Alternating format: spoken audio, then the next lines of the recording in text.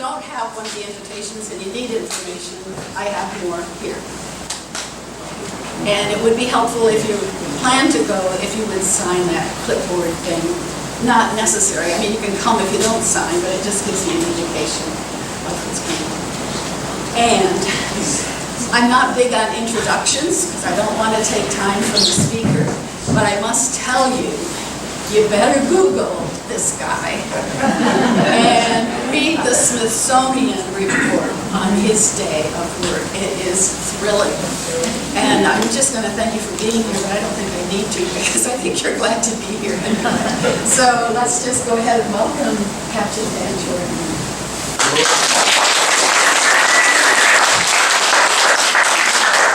Hello everyone, thanks for coming out in this beautiful weather. So there's so much I could say about the bar pilots from historical times on. I could talk forever if I started at Chief and Common and went the way up through the 170 years that we've been here. But I'm not. The first bar pilot was Chinook, Indian Chief, and Conley.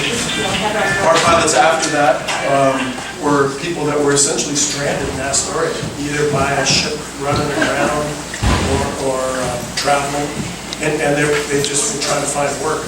They weren't very qualified at it, so there were a lot of accidents. In 1846, the state decided that they needed some qualification standards. The state started regulating pilotage. That was with Captain George Flavell, that probably good job. That's about where I'm going to go with the history, and we'll talk more current times. So this is one of our two pilot boats. One of my favorite sayings I put up there, which is just to remind people, we're here for safety. That's the reason bar pilots are here, is to help ships come and go safely across the Atlantic. Sure.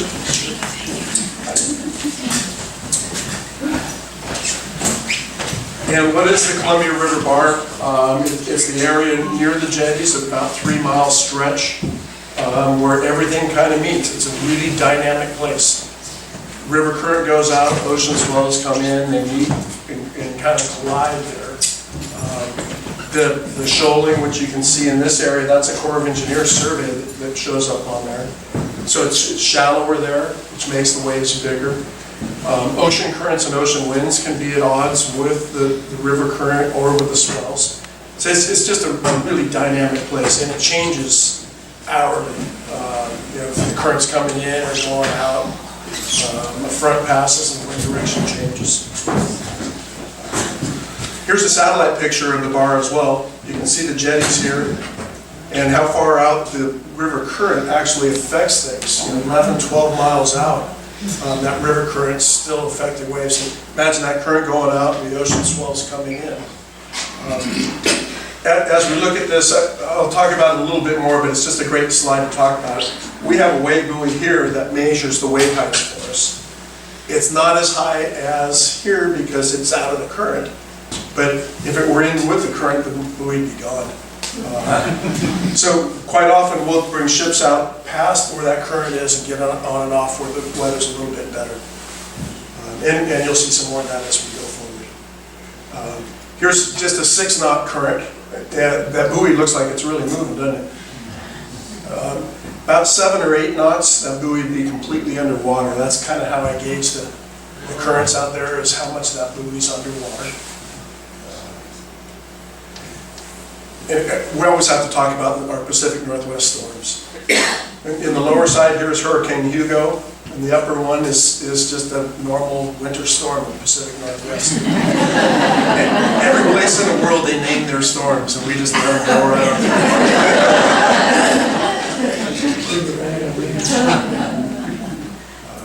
So ships are the largest moving man-made objects. They're huge.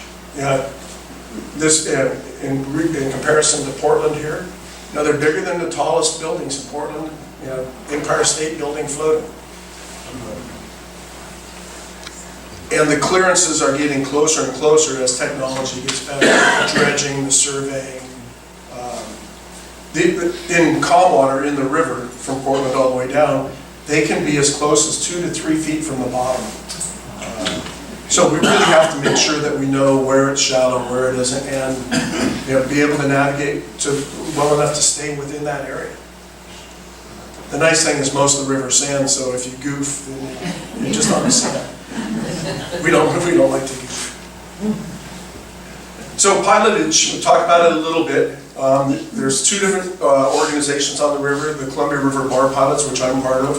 We do from Astoria to sea, back and forth, across the bar. And then the River Pilots, I do from Astoria up to Portland or Vancouver, those kind of points. And we come from different backgrounds. The bar pilots, we all went to sea on merchant ships.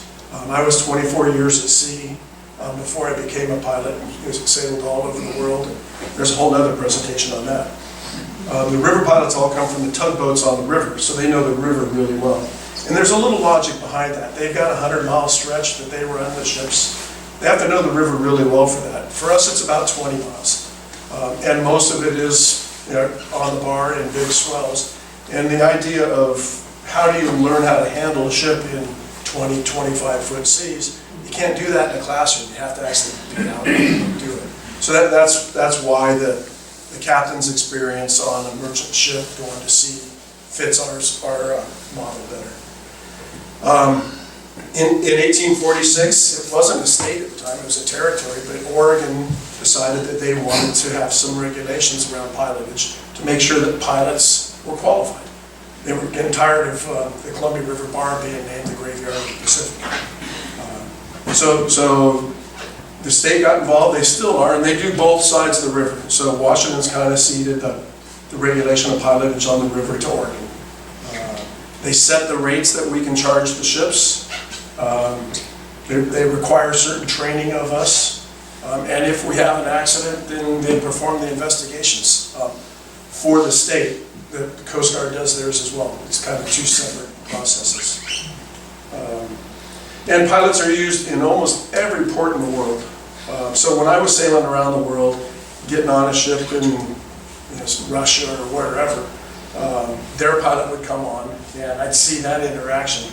So quite often people will say, well, is there a language barrier between us and the crews coming in? Well, a little bit, but when you're face to face, I just remember when the roles were reversed and I was speaking English and Russian. You get through. Language is tough on the telephone or on the radio, but when you're face to face and you actually see their inflections in their face, the hand movements, you can understand things a lot better.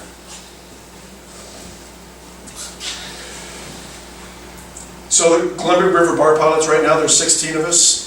We have another one in training, which would make 17 when his training is completed. We all graduated from either a maritime academy or we have one that's out of the Coast Guard Academy. I went to the California Maritime Academy, which is a 4-year college to work on merchant ships. You start as a junior officer and work your way up. And then, so you go from third mate, second mate, chief mate, and then captain through your career. And then we have to have 2 years of sea time as captain before we can even apply to be a bar pilot. We're not at sea for 2 years straight, so it takes more than 2 years to get that time. I was 12 years as captain of a merchant ship before I got in. We're all captains of ships, but there's lots of different types of ships, right? There's freighters, bulk carriers with the grain, tankers.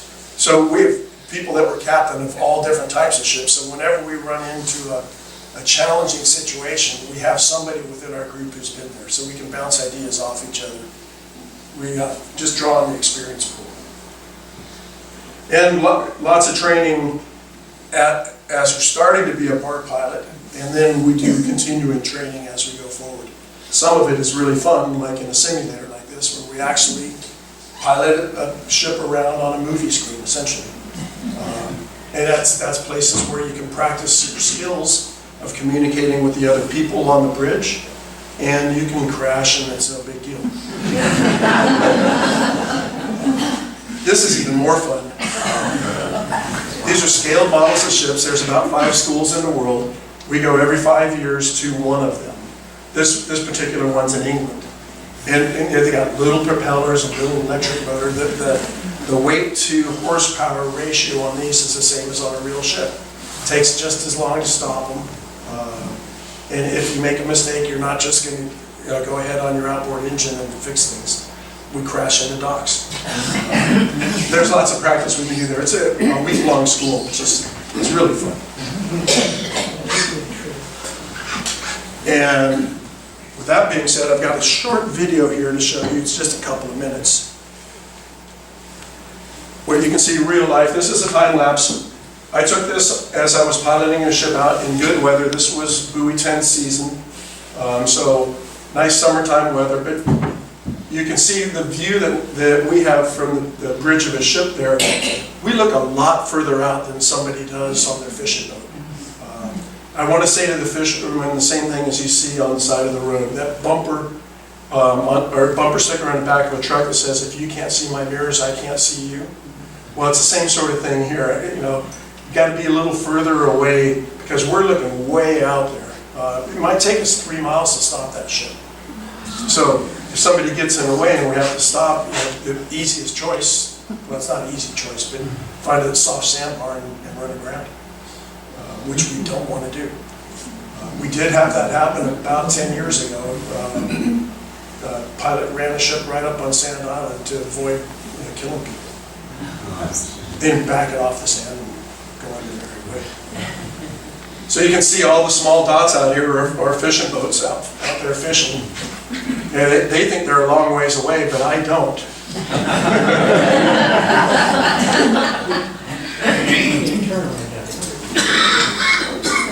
See them running around out there. This would just be another minute or so. Approximately how fast are you going right there? I realize this is sped up. 10 knots maybe. Having a real nostalgia moment here. Excuse me? I'm having a real nostalgia moment here. It's so. Oh, yeah. Yeah, I've done that many times, and I wish I was still.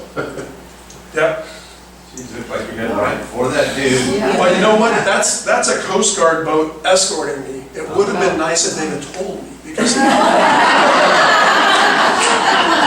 I was worried they were in my way right up until I got close enough and recognized they were Coast Guard.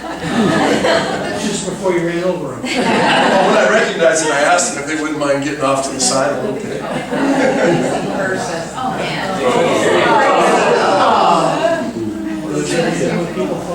You'd be amazed, in salmon season in particular, how close they get. We actually watch the fishing boats to see if their net is in the holder or if somebody's holding the net. Because if somebody's holding the net and they have a fish on it, they're not moving. So I know which ones to try and avoid. I avoid the one that I can see the net wiggling.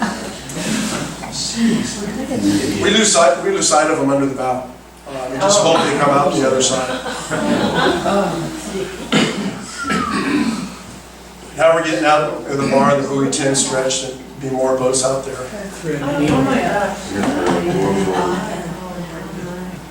The nice thing about videos like this, I don't have to talk quite as much. Now we're getting out into the ocean, and this is a dredge that's going to come on the port side of the ship there. So there's a couple of dredges that dredge the bar 2 or 3 months every summer. This summer was pretty good. We thought with all the rain there was in the winter, it'd be terrible, and they wouldn't even be able to dredge it all, but it worked out okay.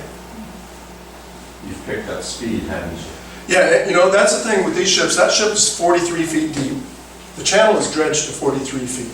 So we have to have a little bit of tide to float, and we watch the tide to make sure we've got enough tide to float. But if in the river, when it's really close to the bottom, like that earlier slide I showed you, 2 or 3 feet, the water doesn't flow by so well, so you can't speed up. The water has to go somewhere. When we get out on the bar and it becomes deeper, the water can flow around the ship better, and the propeller going just the exact same speed, the ship will speed up because the water can get by it quicker. So when we get out to the bar, I don't have as good of pictures of those, but we'll have some. The ships move in all sorts of ways on the swells. This just shows every way it can move. And every way it can move, it gets closer to the bottom. This one here, this is a really rough day. This ship probably should not have sailed that day. It made it, but it's pretty scary. Imagine a pilot has to get off that too. So just on the bottom, you see as it's diving down, the bow gets closer to the bottom. So the river's dredged to 43 feet, the bar is dredged to 55 feet. That's to allow for that movement in the swell. But sometimes it's not enough, so We might actually delay a ship in port and wait until the tide changes or the tide's up to be able to sail it, to make sure that there's enough clearance underneath us. And this just shows the top set of slides here is the current going out and the swell coming in. It shortens the swell, makes it steeper. You can actually make that swell 3 to 6 feet or so taller. And breakers, it makes, but it's a shorter period. Where at the bottom one, if the current and the swells go in the same direction, it stretches out, it gets lower. It's different for different ships though. A shorter ship might have a hard time in the shorter swell period, might be jumping up and down. With that longer ship, it might actually span 2 swells. Might go up and down parallel to the bottom, might be okay.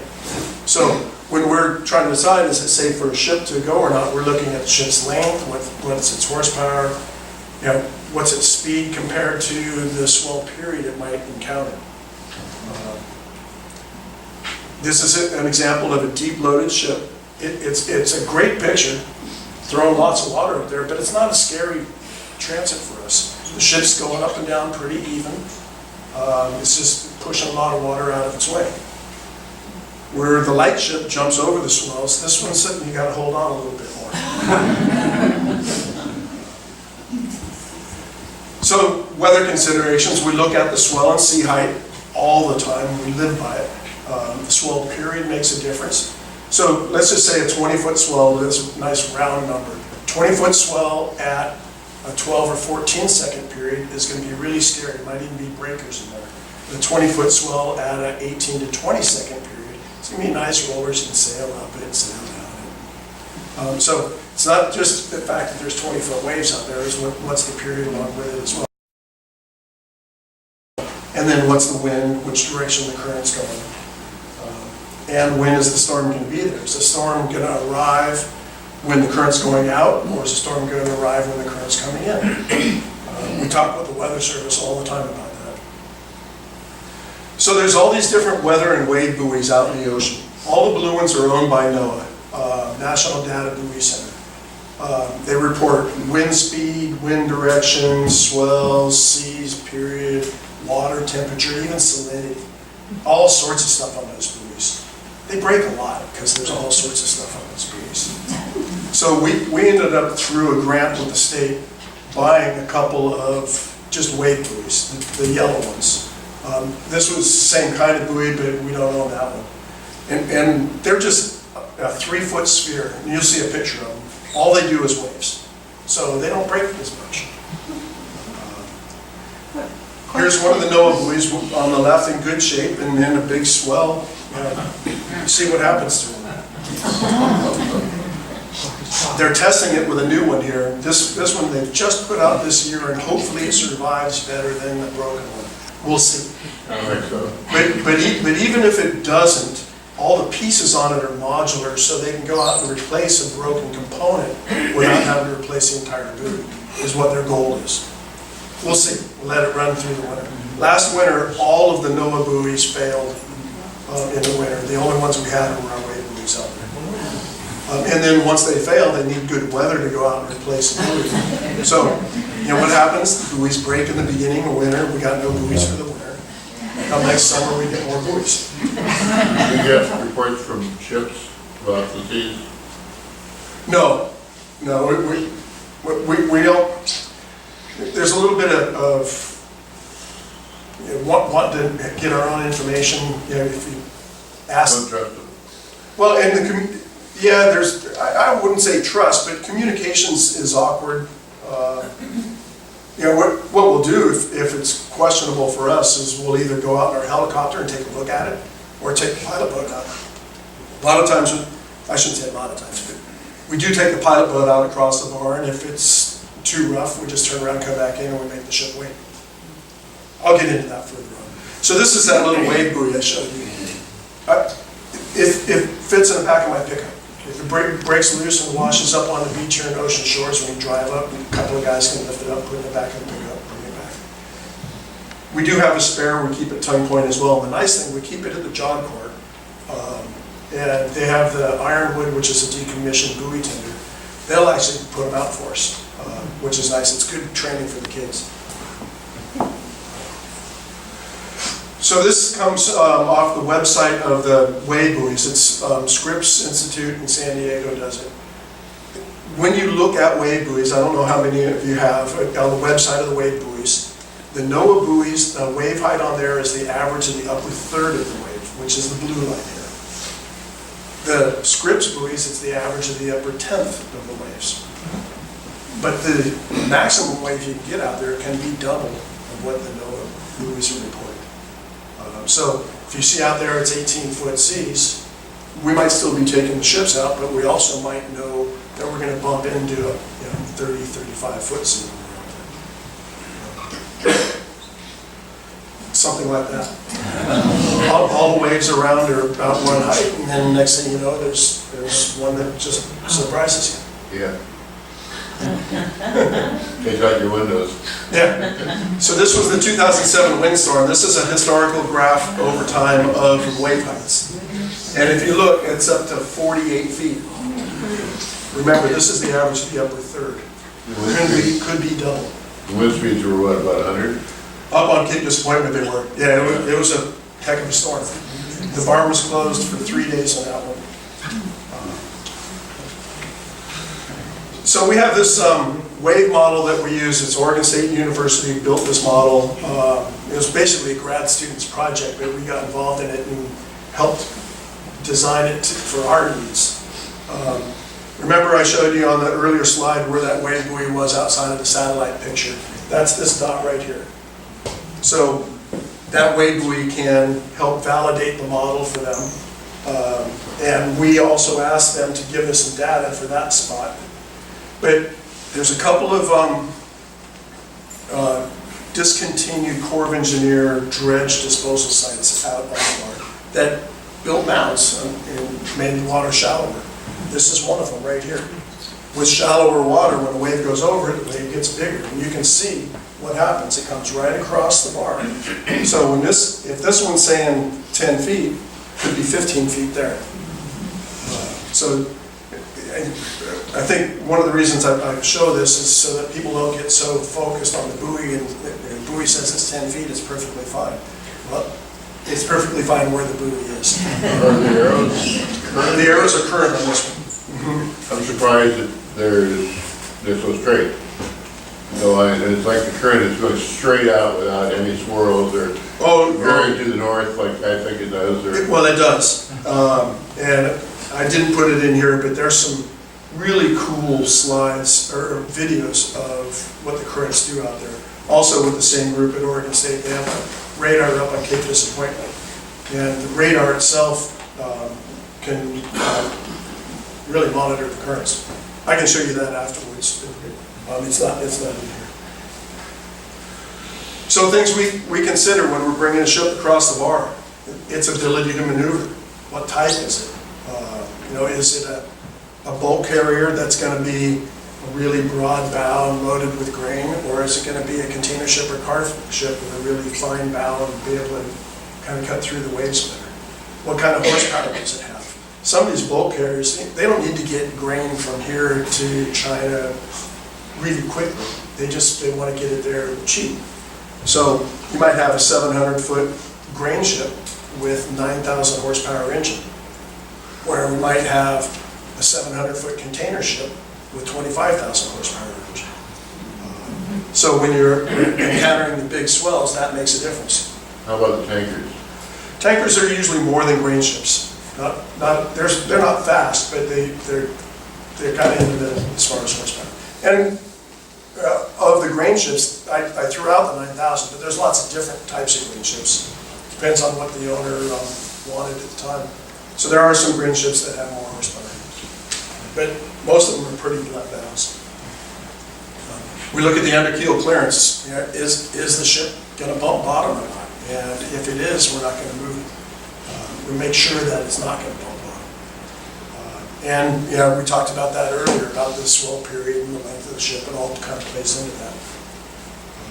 Are there statistics, or do you know how often you have to be airlifted off? You can't get off by boat because it's...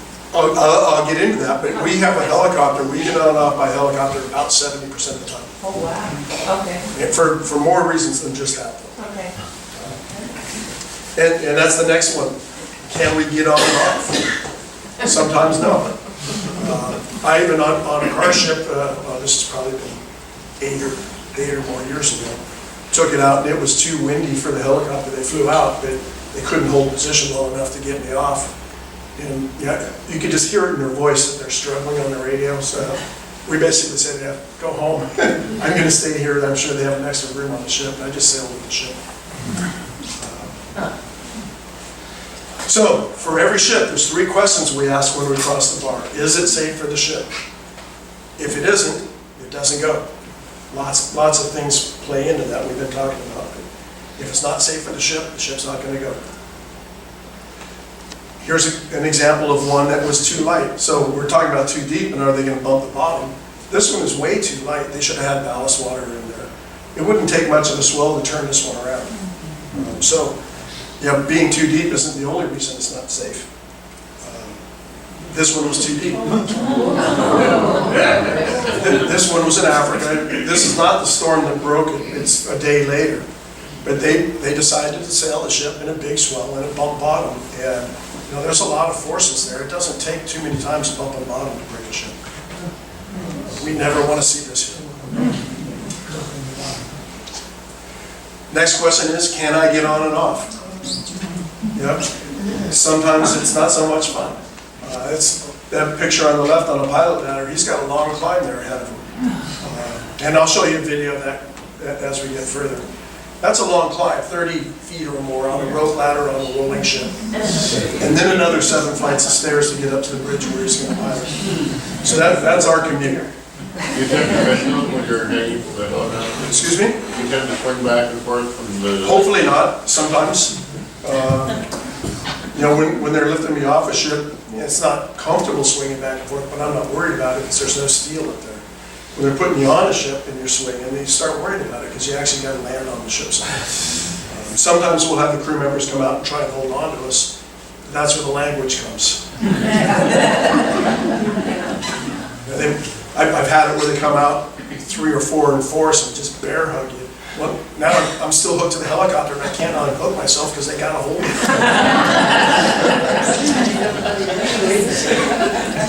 And then third question is, can they get home after I get on the ship? I don't want to run that boat out on flood tide, get on a ship, have the tide turn, and have the boat not be able to get back home again. Same thing's true with the helicopter. You know, I don't want to take off knowing it's really foggy near the airport, have them fly out, and then when they fly back, they can't see the airport. So all 3 of those questions we have to ask for every single ship. In the summertime, it's pretty easy to answer. Summertime's nice weather, sunshine, really easy to answer. This time of year, it gets a little more challenging. Which is more critical, you getting on and off by boat or by helicopter? They all have their own challenges. And yeah, they all have their own challenges. So leads me into the next slide. So what we did was we built what we call a transportation system. 2 fast boats and a helicopter.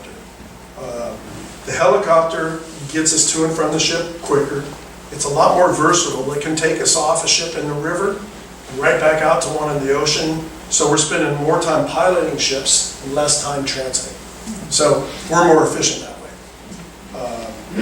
In really rough weather, you know, the pilot boats aren't going to go across the bar really fast in 18-foot breakers. They're going to go slow and try and make a nice ride out. It could take us 2 or 3 hours to get out to a ship in a pilot boat. It could take us 10 or 15 minutes by helicopter. And we're feeling a whole lot better. But when it's foggy, when there's lightning, when it's snowing, we don't fly the helicopter. So we have to have 2 boats. If one of them's down for maintenance, in boatyard or whatever, and it's foggy, you know, you'd lose all the commerce on the river if we only have 1 boat. So we have to have 2 boats we can alternate with that. So to answer your question, a lot of it too depends on the type of ship. Log ships, for example. To fly off a log ship with the helicopter, I have to walk up on those logs and walk out on the logs. And then the helicopter lifts me off the logs. First of all, I don't like walking on wet logs. The other is I don't want to slip and stick my foot between two logs and have the helicopter pull. So I sit down on the logs and pick my feet up when I hook up and they lift me off. So because of all that, I usually use the boat on log ships. Log ships are not very tall ships. It's an easy short ladder to climb down to the boat. I usually use the boat on the log ship. But we're all a little bit different that way. We all have different comfort levels. Car ships are another story. Car ships are quite often on a really tight schedule. They don't like to slow down for the pilot boat because they lose some time that way. So we usually use the helicopter for car ships because they don't have to slow down for the helicopter. So, another video. Really short one, but this is all, I got this on YouTube, so I can go back on YouTube now. This is the pilot boat taking a pilot off the ship. So, pilot boat comes alongside the ship, and you can actually see cutouts on the fenders there where the pilot ladder is. So when it lands on the ship, it doesn't land on the pilot ladder as well. And the pilot has ropes in his hands separate from the ladder, just climbs down and jumps off onto the boat. The reason we do that is if you climb down and try and step across, what if that boat came up a foot on a swell? It could grab your leg. So we always jump to the boat. And in this weather, it's pretty easy. This is a nice summer day. You can see the cutouts on the fenders here. 72-foot aluminum jet boats. So they have water jets, not propellers. I never get the number quite right, but you can fill an Olympic-sized swimming pool with those jets in about a minute and a half. So they push a lot of water. They can do 30 knots, and they're rollover capable. So if they capsize on the bar, they'll come back. Won't be pretty. Things will be broken, will be bruised, but we'll be alive. And then we got a short helicopter one here. That's a really great picture. So here, this is going to take the pilot off the ship. The door's already open on the helicopter. They're starting to lower the hook down before they even get alongside. You know, helicopters and steel don't get along well. So we like to keep the helicopter away from the steel as much as we can. So he's not even over the ship now, lowering the hook down. When it gets down close, they'll move in over the ship. The pilot grabs a hook, hooks up to your harness, and they hoist you up, which is just about to happen. And then they actually start flying away before you're even in the helicopter to get away from that steel. Also a nice summer day. Imagine this in 18-foot seas, 40 knots of wind at night.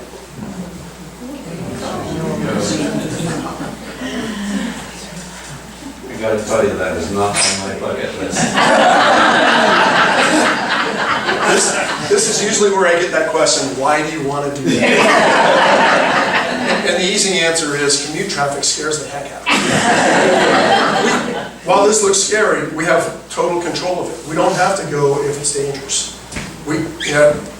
If the helicopter comes out and it looks dangerous, they can go home. I can sail with the ship. And same's true on a pilot ladder. I don't have to jump on the ladder or off the ladder. I'm in control of that. I'm not in control in commute traffic in the city. So this whole time I was talking there as they were away, the pilot's getting in, getting the seatbelt on, close the door, get ready to fly. But they're doing that away from the ship, trying to keep away from the steel. Where do you get off the ship? Right into the spark plug, the light ship. Oh, that's spark plug. I'm trying to think of a spark plug on a ship. You know, that's the nice thing about the helicopter. It can be anywhere. So, ship coming in from the northwest, it could be 3 miles away from the buoy, from the sea buoy. It can be 15 miles away. Usually we don't fly out that long, just because it costs money and fuel and flight time on the helicopter. But if I'm outbound on a ship and get off the ship by the sea buoy, and I'm going to an inbound ship, if he's 10 miles away, we'll just fly out there because it's a shorter distance there than flying all the way back to the airport, waiting and flying back out. So this time of year, we're always talking about bar closures. When is it too rough to move ships? And so there's Yeah, the first one is a quote that I always like to use. Closing a bar is for safety. It's really easy to close the bar. When there's breakers and it's really ugly out there and you think you're gonna get hurt, or the ship's gonna get hurt, and close the bar.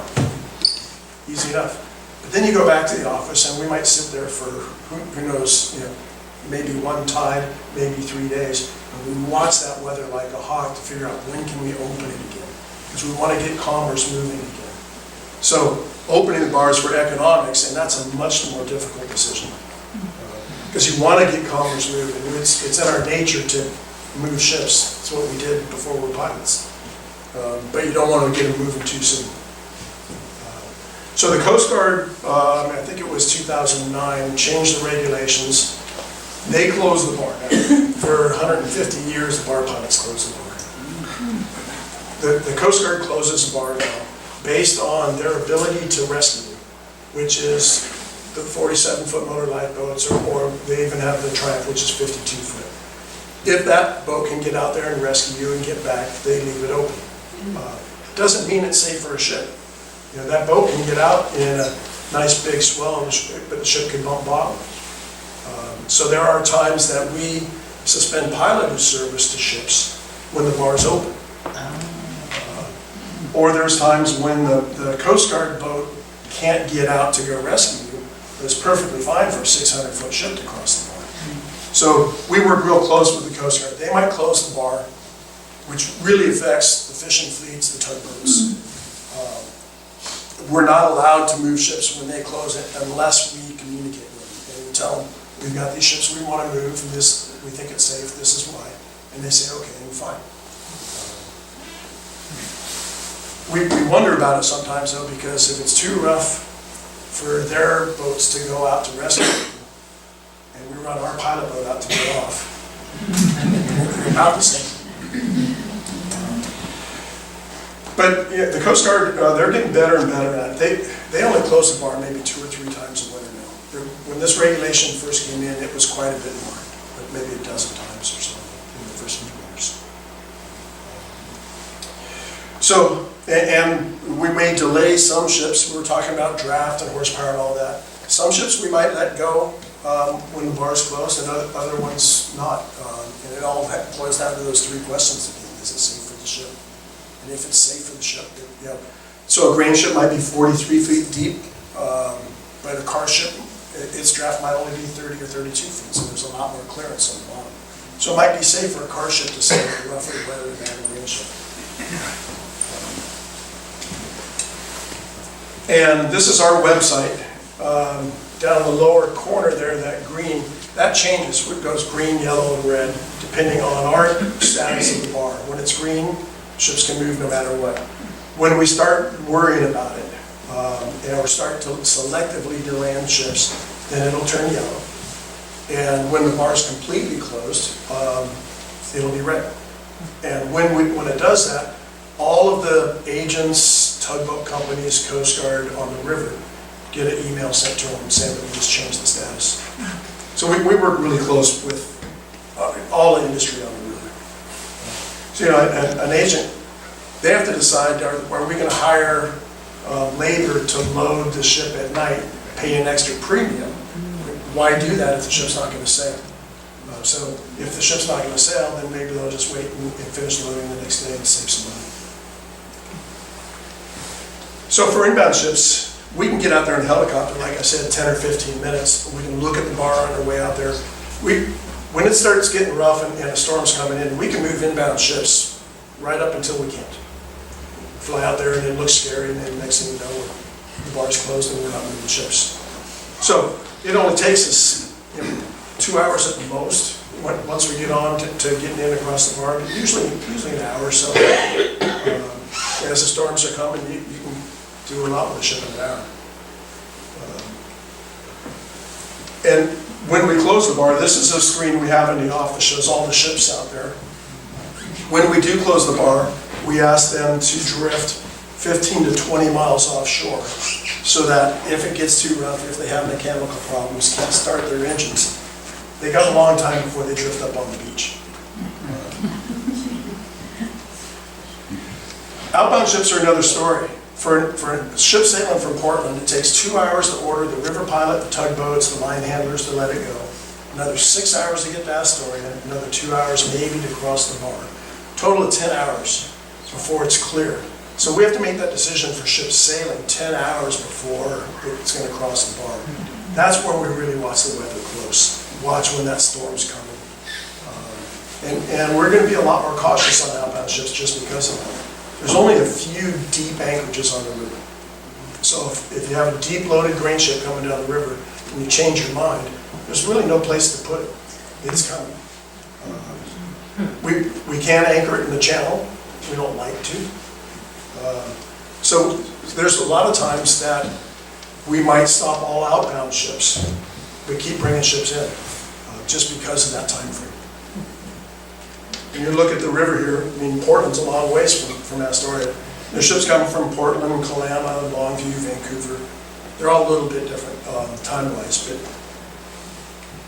So we see a lot of ships anchored just off of Astoria, but the deeper ships can't anchor there? Interesting. there's a couple of places that are deep enough for them, but the current's so strong they'll drag their anchor. So when the bar is closed, we think about these numbers. You know, ship can be just its charter rate per day, anywhere from $4,000 to $70,000 per day. So if you start delaying ships a day or two, it starts adding up. The terminal, if the ship's tied up at the grain elevator, it can't load the next ship, so the terminal's losing money. It takes six trains, these what they call unit trains, are 110 cars long. 6 of them to load one ship. If you have 6 ships sitting in Portland waiting to go, imagine all the trains that are stuck there. A lot of the grain elevators can take a little extra grain and store it, so they'll get a few trains in there, but not that many. And then the trains start charging delays. Not us, but if you think about it, $11,000 per day for a train sitting on the track, times 36 starts adding up also. And then the longer the delay is, the more that backlog goes into the Midwest. It could even go back to the silos that are loading the trains. So you saw something similar to this earlier where I showed you that big wave in the 2007 storm. In the wintertime, we get a lot of storms, one after the other. I don't have to tell you that, you all live here. But the waves, well, we watch the waves. So in this case, you know, the wave's about 14 feet, still moving ships. We know a storm's coming. Once it starts skyrocketing, all the outbound ships are stopped because we know the waves are going to get worse. We keep moving inbound ships until we can. Then we close the bar, and when it starts coming down, we start watching it, and then we open it again and move ships through the low period. And hopefully this is flood time, not ebb time. Start moving ships, and then the next storm comes in, and then we close the bar, and then we open it again. And we do that all winter long. Hopefully not too many times in succession, but last winter there were 7 of these in a row. So you open and close, open and close. So even when we're not working ships, we're working. We're watching this and trying to get ships moving. So then we start talking about wintertime. This is a pretty good storm, and the view from the bridge. Imagine that video I showed you earlier, all the fish boats crossing in front of you. I couldn't see them. Not this way. They wouldn't be out there. Yeah. This one here, the pilot was standing here. That video I showed you about the helicopter came in, lifted him off. He got in the helicopter and took the picture. So he got off just in time. Wintertime's a different animal for us. Last video. So you saw some good weather. Now you get a chance to see some not so good weather. This is about a 20-foot swell out there. You see the ship bouncing around. At some point, it won't look so bad because the boat and the ship are moving together, but you can see the rudder and propeller coming out of the water sometimes. So as we're approaching the ship there, we're watching that ship, the pilot ladder, saying, is it safe enough for me to jump off this boat onto the ladder and climb up the ladder?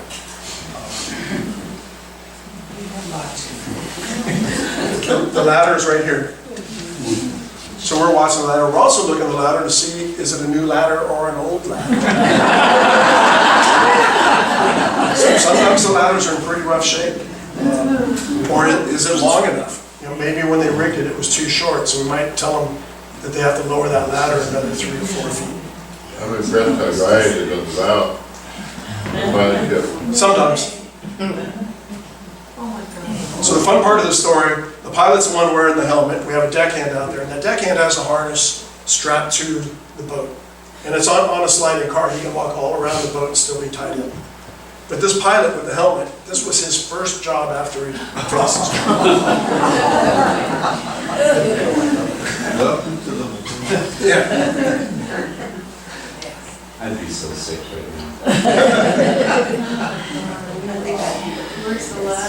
So what we do with a jet boat is different than a propeller type of boat, is we land against the ship way forward of the ladder, and then we slide back to the ladder.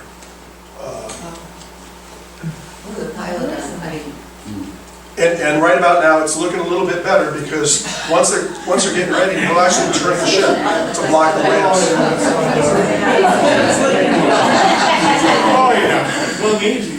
It's all right, it's daytime.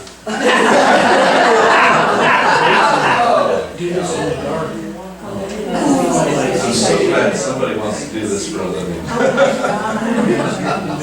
Don't give his mom that video. Yeah. He's wearing a helmet though. So that coat he's wearing too, I should have brought it, but the coat he's wearing there inflates automatically if you go in the water. The strobe light goes off automatically if you go in the water, and we have an electronic locating beacon that also is water active. So everything, if you fall and bump your head and you can't help yourself, all the safety gear is going to work. How often do you fall in? How often do you fall in? I've been a pilot for 13 years now. It's happened 4 times in the 15 years I've been here. Not to me, but 4 times total.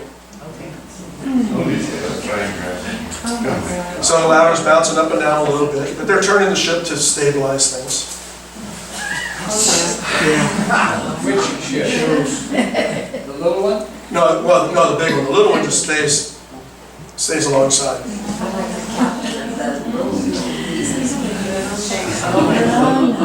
So when you make that step, you want to be at the top of the swell, not the bottom of the swell.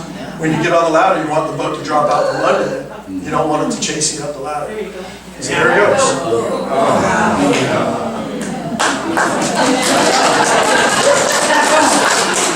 We can breathe again.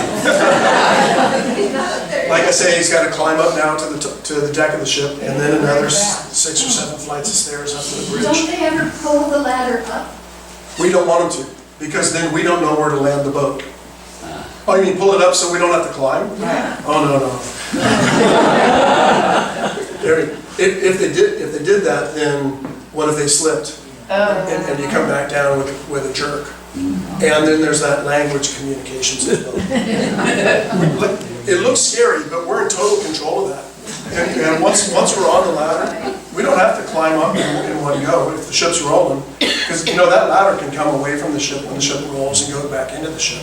So when the ship's leaning one way, so the ladder's firm on the ship, I climb, and when it rolls, you just hold on and wait and come back in and climb a little bit more. They can, yeah. So will you be talking about injuries? There's been a few. I recall a shoulder brace. Oh, yes. So on the pilot ladder, like I mentioned, there were four that went in the water during my career. The first one we lost. It was on a log ship in the middle of the night in dark. They couldn't find him. Three others bruised, but okay. We've learned. So we started. The GoPros are great. We've got GoPros on the pilot boats. That's what creates these films. So we just started filming them for training new pilots so they could watch themselves, and then we can critique how they're doing. And next thing you know, we've got somebody falling in the water. We said, "Wow, that's a good thing that was filmed. Let's just start filming them all." So we're filming every single boarding now. Some of them are pretty boring, but we've got some good ones. And we saw one of the pilots that fell, hit the pilot boat before going into the water, and he's pretty bruised up. So 4 and 13 years, we've had the helicopter now for 19 years, we've had 1 injury on the helicopter. Unfortunately, it was me. Middle of the night, the helicopter, it was dark, stormy winter night. The helicopter lost sight of the ship as they were winching me down to the ship. And ship and helicopter start going different directions with me hanging underneath. Instead of dragging me through cranes and containers and stuff, the winch operator, he did really good. He's got a button there that cuts the cable. So he cut the cable and dropped me on the ship. I learned that steel was hard. But I'm back working. Didn't they just get a new helicopter like a few years back? Yeah, it was about 5 years ago. Yeah. And what did that cost, a couple, $3 million or something? Or Oh, everything's expensive. It was over $1.3298. Or not, no, they're about $6 million. So, that's the end of my pictures. Same boards don't have by accident, we have to work really hard at it. And not just us, but everybody we work with. So, I'm here for questions, discussions. You said the Coast Guard can close the bar. Do they sometimes consult with you? Because with all due respect, how do they know what's going on with the bar? Well, they have that motor lifeboat station at Cape Disappointment. So it's Cape Disappointment that makes that call for the Coast Guard. And quite often, they'll send a boat out. They also look at the same wave buoys that we look at. They don't take us into account when they're opening or closing the bar as far as their criteria for doing it. But when they close the bar, they call us and said that they are, and ask if we have any ships moving.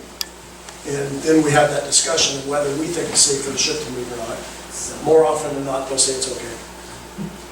Do you have conflicts at all with the ship's captain about authority, who's in charge? Hardly ever. Hardly ever. It's nice having one of the roughest bars in the world. They kind of trust it. The other thing is we all sailed as captains, so we can talk the same language. No, hardly ever. Yeah. Is there a size requirement where a boat or a ship will require a pilot? There is. So, and I didn't talk about that early on. It's not just size, but it's also whether it's a U.S. vessel or foreign. So, back in those pilotage regulations, we're state pilotage licensed by the state of Oregon. This goes way back to independence of the United States. All the states, in order to come together in union, said we still want to be able to manage our foreign trade. We don't want the federal government telling us how to manage our foreign trade. So every state has their own pilotage regulations for any vessel going forward. And for that, the state has limits on that, which is 100 feet or 250 tons. So some of these big yachts, 200, 250-foot yacht has to take a pilot. I don't worry about that too much because it's an American who flagged it in the Marshall Islands, so they didn't have to pay taxes. So I don't mind charging for it. The flip side, an American one, be it tugboat or Chevron tanker coming from San Francisco, doesn't have to take a state pilot. They have to, depending on their size, it's a whole different criteria, have to have a Coast Guard licensed pilot, which we are as well. But most of the Chevron captains have Coast Guard pilotage as well. So a lot of these Chevron tankers coming into the Columbia River don't have to take a pilot. So they have cruise ships now too. They're all foreign flag, so they require a pilot. A lot of ships too, Navy for example, Navy doesn't have to have a pilot. Any government-owned vessel doesn't have to take a pilot. But they don't come in and out of here enough to be comfortable, so they'll take one anyways, even though it's not required. So we get to pilot the Navy ships as well, which is a whole different animal. And we were talking earlier about that horsepower versus the weight of the ship. It's completely backwards on a Navy ship. They got lots of horsepower. and lots of people. Yeah. How has technology made your job easier or harder over the last 20 years or so? That's a good question. Technology continues to change. I didn't bring it with me, but I actually have an electronic charting system on my iPad that I carry with me, and I can navigate the ship by iPad. That iPad not only has the updated charts on it, but it has the newest Corps of Engineers surveys as well. So that's a nice tool to use, but you also have to remember not to get locked into that and remember the old skills as well, like looking out the window. So you don't think we'll get auto-piloted boats, like auto-driving? Well, if you were to Google that, you'd see them, autonomous ships. There's lots of communications about it. They're starting that more in the Netherlands and Denmark, that region. I don't think you will, but yeah, it's not unanimous on that one. Yeah, if there's nobody on the ship, who's going to maintain it? Yeah. Who pays you? I mean, do each ship coming in and out pay the bar pilots? They do. Yeah. That's what I thought. Yeah, so every ship, they have a local agent, usually Portland or Vancouver, that the accounting goes through. So before a ship comes, they give a large sum of money to the agent to take care of all their expenses, which includes the terminal they're going to load at, longshoremen, tugboats, pilots. And depending on the size of the ship, the tariff adjusts a little bit. Bigger ships pay more than littler ships. We send a bill to the agent, and the agent pays us out of that sum. So it's not like tax dollars or community paying for it as much. Every single ship pays us individually for their services. We do have a separate component of that for our transportation system, boats and helicopter, which we're pretty unique on that. We charge the same whether we use the boat or the helicopter. So we just have one flat transportation fee. And the reason for that is so we can make the decision of using the helicopter or the boat, which is the safest, without somebody saying, well, I don't want to spend the money on the helicopter. So it's all based on safety. Yeah. Do the fees run? When we're going to a story, we like to count the ships. The ones at anchor, you mean? I've seen up to 14 ships out there. And now, given that slide, that's a hell of a lot of money just sitting there. 4 to 30. Yeah, if they're waiting. $30,000 a day. Well, the 4 to 70 is 4 for a grain ship and 70 for a container ship. So the ones sitting there are not at $70,000 a day. Their charter rate for grain ships now are probably up about $10,000 a day. And that market changes dramatically. You wouldn't think they'd want that many of them sitting there then. Well, none of them want to sit there. They want to load and go. But they're all competing against each other for cargoes. Some of them have the cargoes fixed before they arrive. Some of them just know that there's a lot of grain going out here, so they'll come and anchor and just hope that there's a cargo available. Wait for a cargo. Wow. This might be a silly little question, but we all wondered, my family and I went on a cruise earlier this year, and a pilot, I think the ship was, they said it was the 3rd largest in the world, got on, swung it around backwards and pulled, and parked it right on the money. How do you go from container ships to That's one of the fun part of our job, do you do is that? every ship that we go to is different, right? Right. Even if they look the same, the radars might be different, Right. or the crew nationality might be different. That's fun. We all wondered the same thing when we watched him do that. It was just so precise. Yeah. Well, on cruise ships, they have all sorts of options. I have a license, but I can't go drive a big 18-wheeler. So I wondered how it worked. How does that work? Early on, I showed you the training that we did in the simulator and in the models. Right. We have models of cruise ships too. Oh, okay. And So you're we do practicing. training on that. Yeah. But the cruise ships, they have a lot of horsepower and their maneuverabilities. It's not just like a propeller and a rudder on a cruise ship. They call them azipods, but it's 2 propellers that rotate 360 degrees, so you can turn them any way you want. And then on the bow, on the big one, like you're talking about, probably has 3 bow thrusters up there, which is another propeller with a tunnel going through the bow. Wow. So with all of that, it's 5 propellers to move it around. So those are fun for you, huh? Well, no, it would be if they weren't passenger ships. Passengers are the most difficult cargo. They dock back. Well, not to me, but the whole crew's geared up for working passengers. They have a different outlook on going to sea. First of all, passenger ships only go in good weather, right? Because they want the passengers to enjoy themselves. Yeah. Well, I just have a question on the pilot boat, why they use jets instead of props? So that when I fall in the water, I don't have to worry so much. That's it. I just want to get sucked up and spit out instead of shooting. Well, there was the same year that our pilot died, it was 2006, 5 pilots died that year. One in Hawaii got cut by the propeller. Well, I know they spit out a lot of water, so there's a lot of stuff. They do. Yeah, some at really slow speeds, they're not as maneuverable with the jets. Right. But we didn't design them to go slow.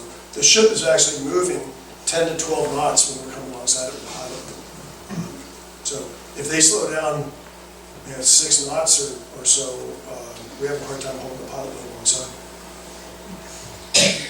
When we was on board a cruise ship, we was up in the pilots, and somebody said, well, what kind of mileage does this get? And they said it gets... We don't do it in miles per hour. I know you don't, but it's so many gallons per foot. So one of the ships I was captain of was an 820-foot ship. We scrapped it in India because its fuel economy was killing the profits. We burned 110 tons of fuel per day. Per day? Per day. Wow.